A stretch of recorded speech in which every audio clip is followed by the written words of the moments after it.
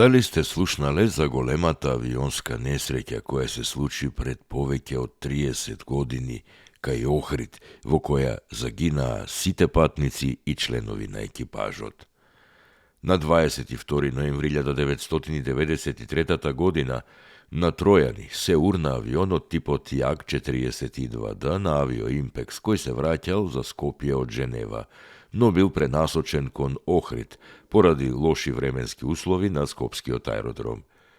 Сите 8 членови на екипажот и 115 од 116 патници загинаа на лице место.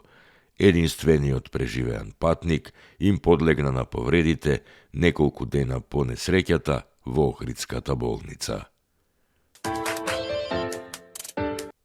Дали знаете дека една година пред катастрофалниот земјотрес, Скопскиот регион го зафатија големи поплави? На 16 ноември 1962 година, во текот на целиот ден и претходната ноќ на подрачјето на Скопската околија дојде до обилни врнежи, кои предизвика големи поплави во Скопје, Петровец, Ѓорче Петров, при што биле удавени 4 лица.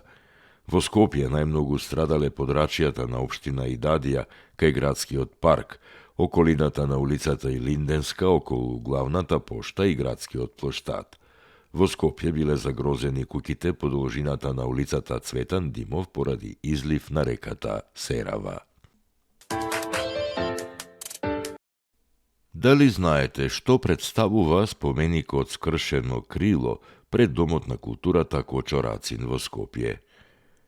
На 15 ноември 2006 година во Скопје пред Домот Кочорацин е откриено спомен обележје со наслов «Скршено мајкино крило», а е посветен на 54-цата загинати старешини и војници при воените дејствија за време на распаѓањето на Социјалистичка Федеративна Република Југославија во текот на 1991-1992 година.